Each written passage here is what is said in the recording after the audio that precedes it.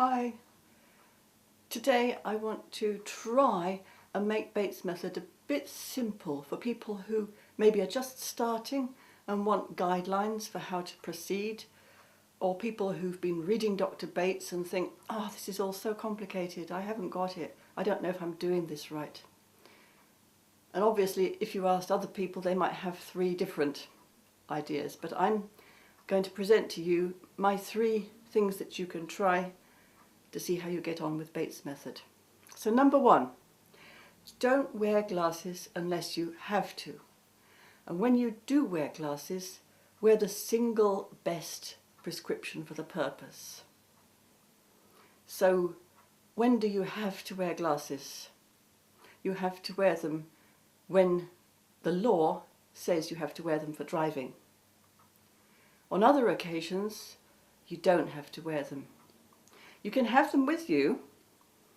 You can get a thing to hang it round your neck so that you don't have to constantly be looking through them, but you have the security of knowing if it just gets too much of a strain, you can pop them back on and read whatever you need to read. Usually it's the reading.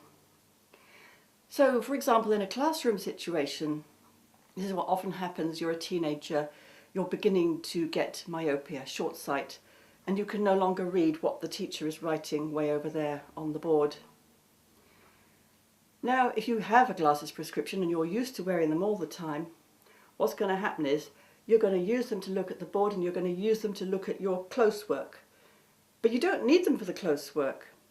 And in fact, if you use them for the close work as well as the blackboard, you're using them in a way that encourages your eyes to close in, to become more short-sighted.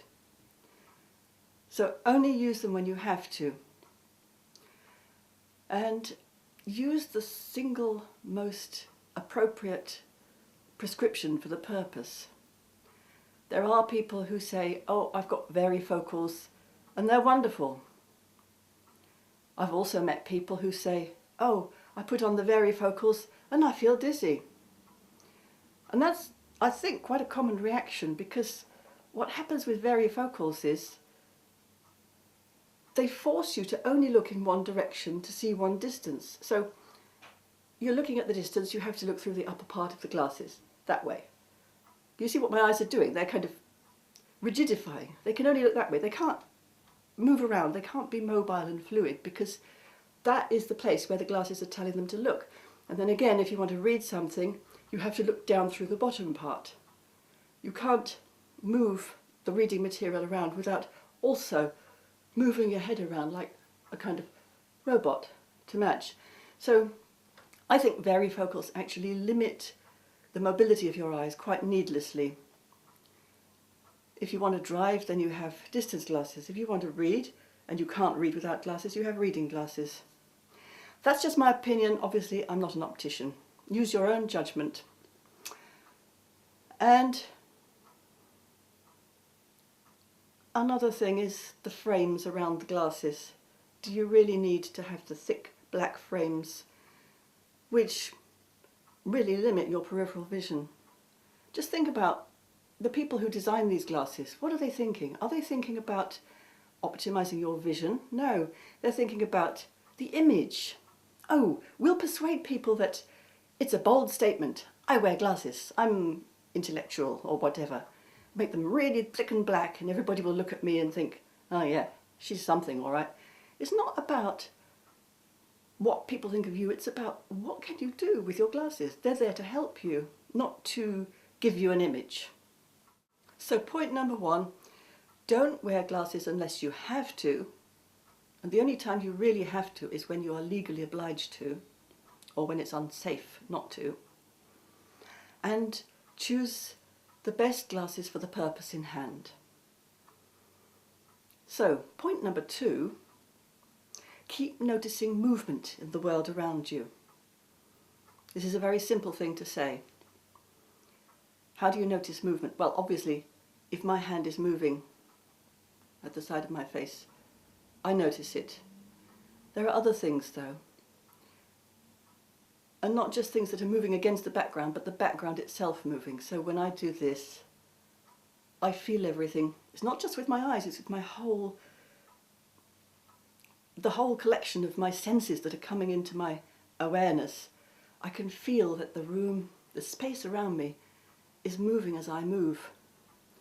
Now, if you can keep taking your attention back to that thought, feel the movement in the world around you. Keep noticing movement.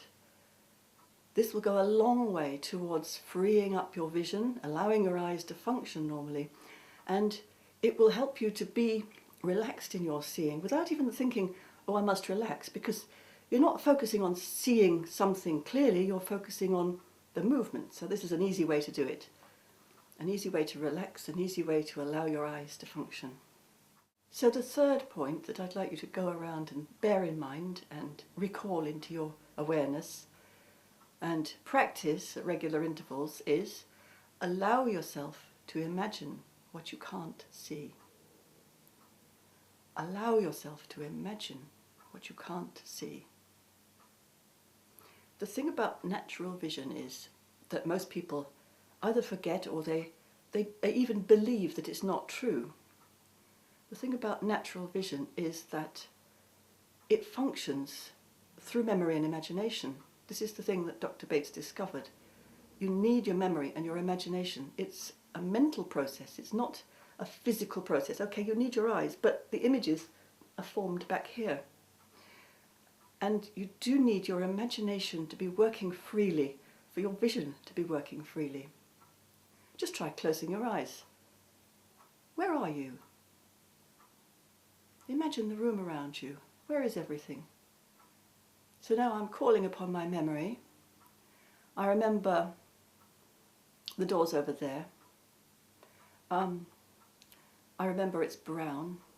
I don't remember the exact shade of brown. I'll imagine. I think it's kind of a pine-coloured door. What's the door handle like? Do I remember that?